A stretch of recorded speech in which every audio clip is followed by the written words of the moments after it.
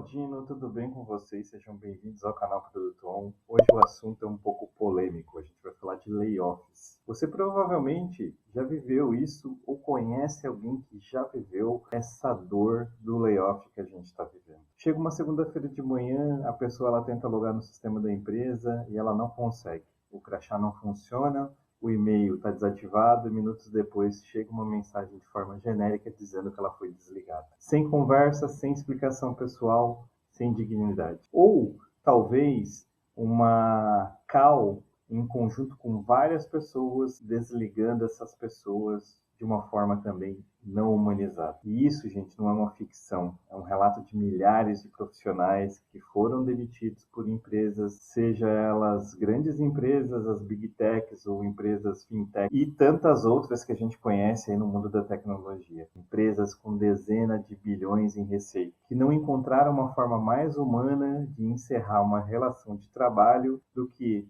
desligar o acesso antes de comunicar uma decisão. E hoje eu quero falar sobre o custo humano das demissões em massa. Não estou falando aqui de custo financeiro, esse as empresas sabem calcular muito bem. Eu quero falar do custo que fica nas pessoas, o custo que fica na cultura e principalmente o custo que fica na capacidade da empresa seguir em frente depois que a poeira começa a baixar, que todo mundo foi desligado, e aí aqueles profissionais que ficam precisam segurar a barra. Esse vídeo é para você e para qualquer pessoa que trabalha numa empresa, porque as demissões em massa afetam todo mundo. Aqui não é só o mundo da tecnologia. Quem fica, quem sai, é você entender como que elas deveriam ser conduzidas e é uma das conversas mais importantes que o mundo do trabalho precisa ter agora, porque isso está se tornando cada vez mais real no nosso dia a dia. Fica aqui até o final, porque o encerramento tem uma reflexão que eu quero que você leve com forma independente do lado que você esteja. Você está no lado do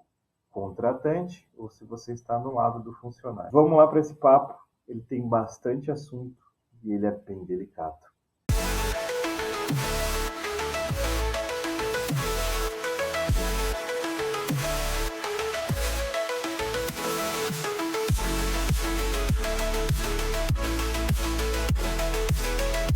Vamos começar pelo nosso contexto, porque ele é muito importante nessa construção do layoff que a gente quer conversar hoje. Quando uma empresa ela anuncia uma demissão em massa, o que você vai ver nos noticiários geralmente é a mesma coisa. O número de vagas que foi eliminado, o percentual de força de trabalho que foi reduzido, a projeção da economia anual que impactou naquele processo todo, a reação do mercado na questão de bolsa de valores quando uma empresa tem investimento. Só que o que você raramente vê é o que acontece com as pessoas por trás de tudo isso. E eu não estou falando só de quem foi demitido. Estou falando de um fenômeno que pesquisas em psicologia organizacional documentaram com consistência o trauma das pessoas que ficam nas organizações. Hoje existe até um termo para isso. Síndrome do sobrevivente, que é um conjunto de reações emocionais que afetam os profissionais que permanecem na empresa depois de uma demissão em massa. E aí você vai ver vários relatos. Culpa por ter ficado quando os colegas foram embora, medo de ser o próximo a ser ceifado, desconfiança da liderança que tomou a decisão e não informou, a queda de produtividade que acontece, o aumento de rotatividade voluntária nos próximos meses seguintes, porque as pessoas acabam não confiando na empresa e vai ter uma rotatividade de cargos muito alta. Um estudo publicado no Jornal da Administração Estratégica mostrou que as empresas que realizam demissões em massa, elas experimentam nos 2 anos seguintes uma queda média de 41% na questão da satisfação dos funcionários que permanecem naquela empresa. O aumento significativo na saída de voluntária de talentos, principalmente os talentos de alto desempenho, impactam demais. Ou seja, as pessoas que a empresa mais precisavam manter foram exatamente as que decidiram sair por conta própria porque não acreditaram mais naquele projeto, naquele processo que a empresa está oferecendo. Isso porque talento tem opção. E quando a confiança na liderança ela é quebrada de forma abrupta e principalmente impessoal, as pessoas que conseguem sair elas vão sair normalmente e vão seguir a sua carreira. O paradoxo cruel das demissões em massa mal conduzidas é esse: empresas que eliminam custo no curto prazo, só que perde capacidade no médio prazo. O número fecha, só que a cultura, infelizmente, não. A organização de pesquisas Gallup, referência mundial em engajamento e bem-estar no trabalho, ela identificou 4 pilares emocionais que determinam se as pessoas se sentem seguras, valorizadas e conectadas ao seu ambiente de trabalho ou não. Esses 4 pilares são a esperança, a confiança, a estabilidade e a compaixão. Em momentos normais, esses pilares sustentam a relação entre a pessoa e a organização de uma forma quase que invisível. As pessoas não pensam neles conscientemente, elas simplesmente estão lá, funcionando como uma base do processo e do projeto. Só que quando uma demissão em massa ela acontece, esses 4 pilares são testados simultaneamente com uma intensidade muito alta. É a forma como a empresa conduz o processo determina se eles resistem ou se eles quebram nesse processo. O que eu quero fazer nos próximos blocos é passar por cada um desses pilares e tentar mostrar para vocês, na prática, o que significa a gente preservar eles. O que acontece quando a empresa acaba ignorando tudo isso. Porque a tese central desse vídeo é a seguinte: demissões em massa não destroem culturas por si mesmas, mas a forma como elas são conduzidas, isso sim vai destruir. E os líderes que entendem isso têm uma oportunidade de fazer uma das coisas mais difíceis que a liderança tem hoje. Eu estou falando isso no ano de 2026. Tomar uma decisão dolorosa com integridade. Isso é muito difícil para quem é líder hoje. Bom, então vamos lá para o primeiro pilar, que é a esperança. As pessoas, elas não perdem a esperança simplesmente porque as circunstâncias são difíceis. Elas acabam perdendo essa esperança quando o futuro se torna invisível. Pensa no que acontece quando alguém recebe uma demissão por mensagem automática. Analisa um pouquinho aí na sua cabeça, sem contexto, sem explicação, sobre o que vem pela frente, o que vem a seguir para a empresa, sem qualquer indicação do motivo daquela decisão. Naquele momento, a pessoa ela não consegue construir nenhuma narrativa sobre o seu futuro. Não sabe o que aconteceu, se aquilo que aconteceu diz algo sobre ela ou sobre a sua performance, ou sobre o seu valor, sobre a sua empregabilidade. Não se sabe se foi uma decisão estrutural, financeira, estratégica, porque isso a grande maioria das empresas dizem quando vai desligar em grande escala. É um problema estrutural, é um problema financeiro. Não, isso é uma parte de estratégia da empresa. Não tem nenhum ponto de apoio para essa pessoa começar a processar aquilo de verdade e pensar no seu futuro. E isso não afeta só quem foi demitido. Quem ficou também perde essa esperança quando não recebe uma explicação clara sobre o que a empresa pretende fazer a partir daquele processo de desligamento em massa. Sem uma direção comunicada, as pessoas elas acabam preenchendo o vazio com cenários mais pessimistas possíveis e disponíveis que tem naquele momento. Tem o verdadeiro rádio peão que vocês conhecem e isso acaba destruindo as empresas. E é assim que funciona, porque a cabeça do ser humano em situações de incerteza, ele não fica neutro, ele para sempre para o pior caso. O que acaba preservando a esperança não é prometer que tudo vai ficar bem. Promessas vazias só pioram a situação, porque elas são percebidas como uma manipulação. E isso todo mundo percebe. O que preserva essa esperança é dar às pessoas uma direção real, mesmo que parcial, mesmo que incerta, sobre para onde a organização está caminhando, aonde que ela quer chegar, qual que é o papel de quem permanece nessa jornada. E aqui os líderes que preservam a esperança em momentos de demissão em massa são os que comunicam o contexto com honestidade. Porque essa decisão foi necessária, o que a empresa está tentando construir a partir daqui é algo novo e o que significa concretamente para as pessoas que ficam. Esse é o objetivo. Não é sobre ter todas as respostas, é sobre não deixar as pessoas simplesmente no escuro. O segundo pilar é a confiança. A confiança no ambiente de trabalho, ela não é construída por políticas ou declarações de valores, ela é construída por ações que as pessoas vão movimentando durante o tempo. Especialmente por ações em momentos de pressão, quando fazer a coisa certa, qual que vai ser o custo real daquilo. Poucas situações testam a confiança com mais intensidade do que uma demissão em massa. Quando a comunicação da demissão é impessoal, aí eu estou falando aqui de um e-mail genérico, uma mensagem automática, um sistema que simplesmente para de funcionar, ela transmite uma mensagem muito clara, mesmo que não intencional. Você era intercambiável, você não tem mais valor para aquela posição. Você era um recurso apenas. Ou como a gente diz hoje em dia, você é só mais um número, mais uma pessoa.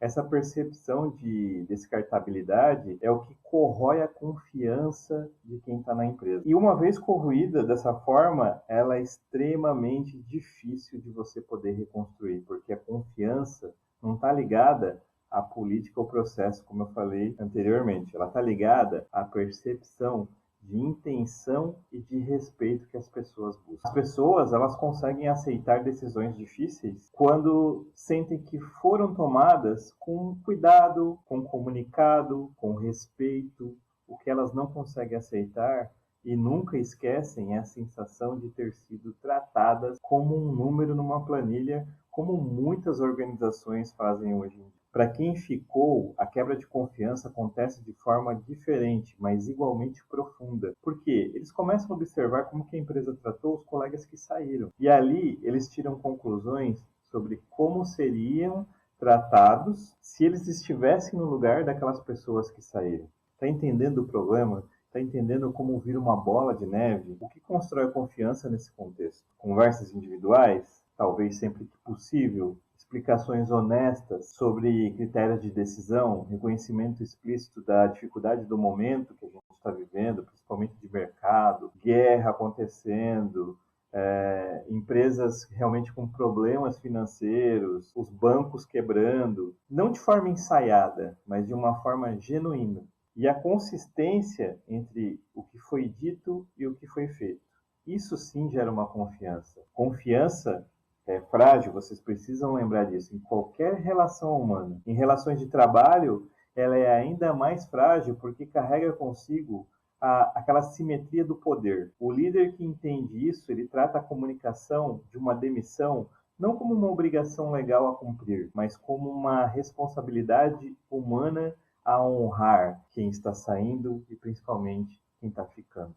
O terceiro pilar é a estabilidade. E essa estabilidade não significa ausência de mudança, significa certeza suficiente para que as pessoas consigam operar sem ansiedade paralisante, porque o que a gente mais vê hoje no mercado é a bendita da ansiedade das pessoas. Depois de uma demissão em massa, a incerteza ela se espalha entre quem ficou de uma forma muito mais intensa do que entre quem saiu. Quem foi demitido, por mais doloroso que possa ser, ele sabe o que aconteceu. Ele sabe por que ele foi demitido. Ele, pelo menos, precisa saber e entender. Mas quem ficou e não tem aquele comunicado e aquela conversa, sempre fica a pergunta: será que eu vou ser o próximo? Sem uma comunicação clara e frequente sobre o que vem a seguir, essa pergunta ela se instala e começa a consumir uma energia cognitiva que deveria estar direcionada para o trabalho das pessoas nessa reconstrução. As pessoas que ficam,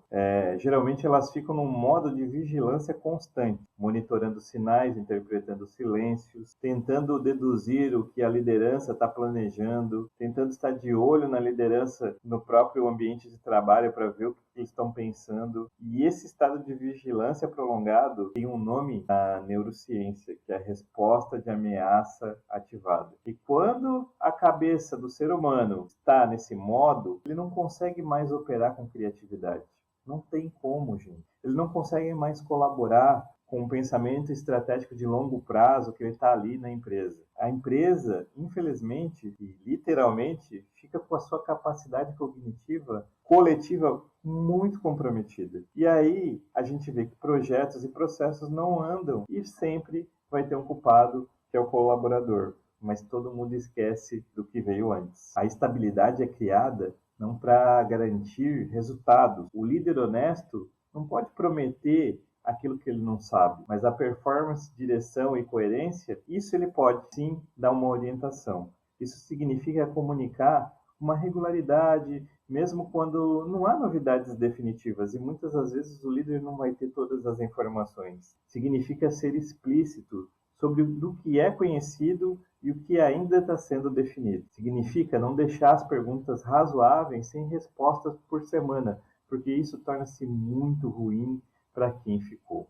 Um princípio simples que os líderes experientes usam em momentos de crise: você não está comunicando o suficiente, está comunicando de menos. Em ambientes de incerteza, o silêncio da liderança é sempre interpretado como um sinal muito negativo. Preencha o silêncio com aquela honestidade que você tem como líder. Mesmo que a mensagem ela seja: ainda não tenho todas as respostas, ainda não tenho todas as informações, mas eu sei até aqui, e até aqui eu estou compartilhando com vocês. Isso é muito importante. O quarto pilar é a compaixão. E esse, ele é muito subestimado, principalmente, eu posso dizer aqui para vocês, subestimado entre os quatro. Também é o que mais revela o caráter real de uma organização. É fácil você expressar pesar numa nota de imprensa bem redigida. É muito fácil você publicar uma comunicação interna dizendo que a empresa valoriza cada pessoa e lamenta profundamente a necessidade dessa decisão. As palavras são muito baratas em momentos assim. A compaixão, ela é medida principalmente por ações, e as ações são as que mais importam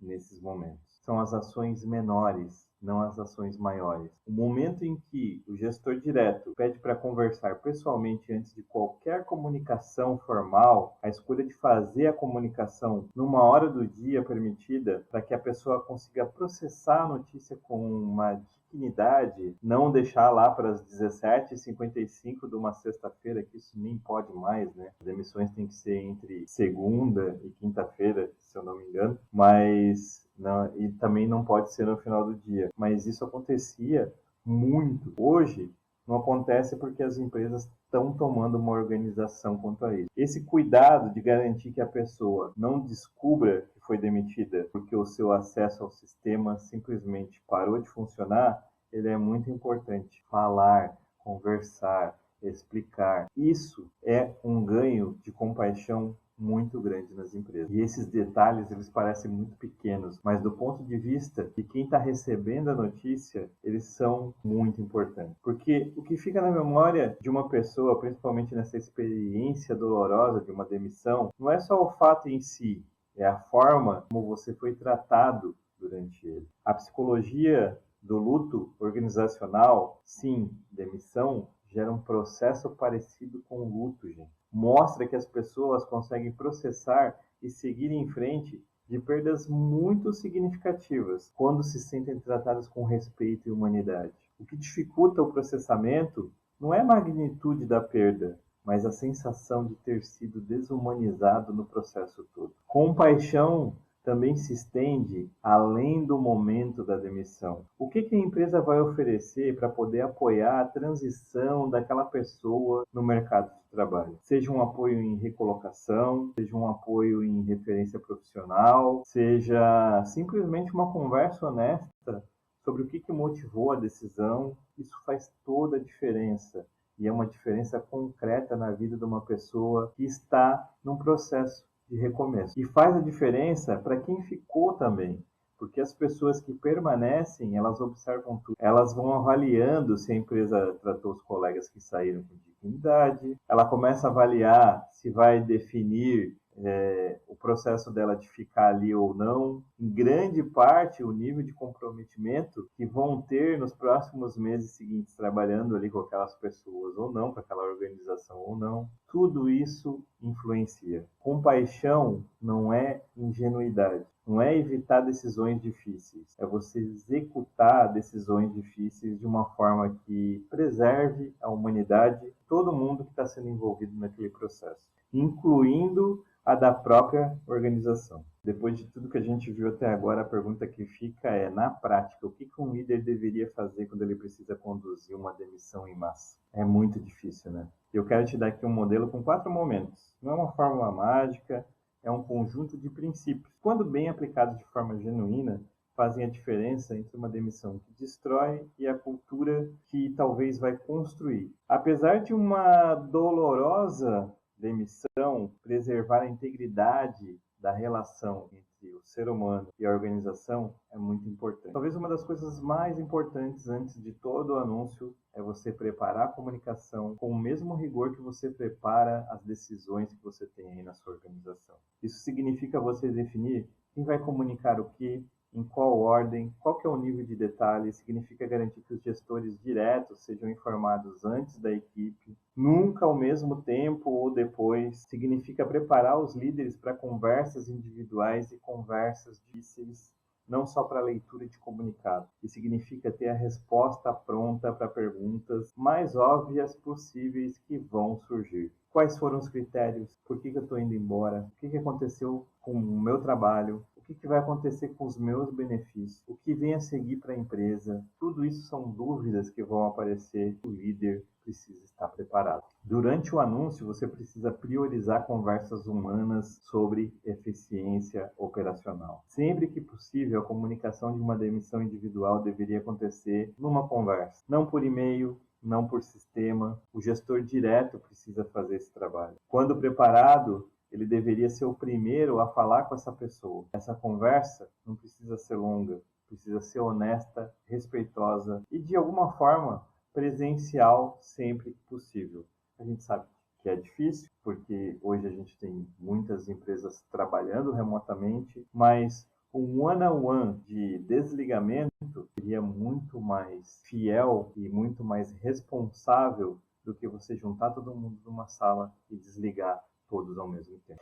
Imediatamente depois, comunique os que ficaram com a mesma atenção que você comunicou quem saiu. Muitas empresas investem todo o cuidado na comunicação para quem foi demitido, só que enviam um e-mail genérico para quem ficou. E isso é muito ruim. Isso é um erro estratégico muito grave, porque as pessoas que permanecem precisam de um contexto, de uma direção, de um espaço para poder processar aquilo tudo que está acontecendo. Reuniões abertas com a liderança, onde perguntas difíceis podem ser feitas e respondidas com uma honestidade, são mais valiosas do que qualquer comunicado bem escrito, seja numa rede social, seja dentro da sua empresa por e-mail ou qualquer comunicação que você tenha interna.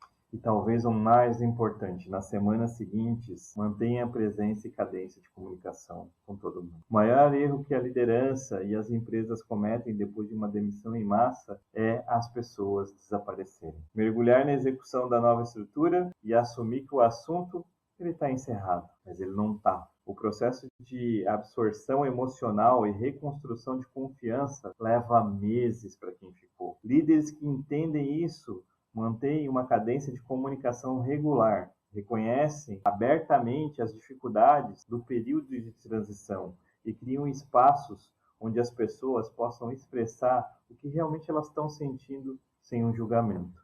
E para poder fechar esse assunto com uma reflexão que eu acho que é importante, independente de papel que você ocupa nessa história. Se você é líder, você tem mais poder do que você imagina sobre como as pessoas vão lembrar dessa experiência. Não o poder de evitar a dor, porque isso eu posso dizer para você que é inevitável. O poder determina se a dor vai deixar uma cicatriz, se ela vai dar um respeito ou se ela vai deixar uma ferida de humilhação para aquela pessoa. Essa escolha está nas suas mãos, literalmente. A cada decisão de como você vai conduzir um processo de desligamento. Se você é alguém que passou por uma demissão em massa, seja saindo ou ficando, o que você sentiu era real e era válido. Entenda isso. A forma como muitas empresas conduzem esse processo é sim falha. Todas as empresas que fazem esse processo de juntar todo mundo e desligar de uma forma unilateral é falha. E reconhecer isso não é fraqueza,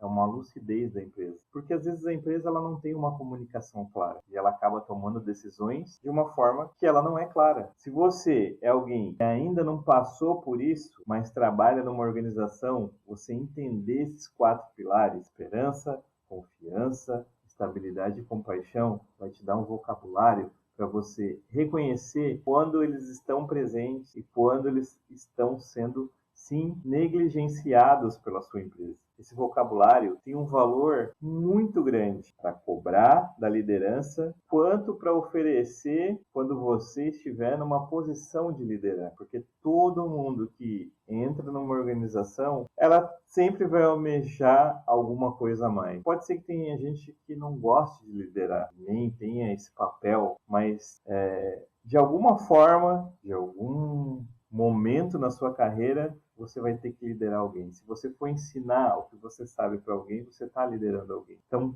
pense em todos esses processos que a gente tem dentro da organização. O ponto central de tudo que a gente discutiu hoje, ele é muito simples, só que ele é profundo. Demissões em massa não destroem culturas por si mesmo, mas a forma como são conduzidas, isso sim, infelizmente, destrói grande parte das organizações brasileiras. Só que as organizações que entendem isso, que tratam momentos de contração, não como problemas operacionais a resolver, mas como testes de caráter a enfrentar, são as que saem lá na frente, do outro lado, com uma credibilidade, uma humanidade intacta, que ajudam as pessoas a se recolocarem e a se redefinirem no mercado. Isso importa muito, não só para negócios, mas principalmente para as pessoas. Cara, e se esse vídeo gerou alguma reflexão para você, compartilha com alguém que está vivendo isso nesse momento. Seja como líder, seja como profissional. Às vezes,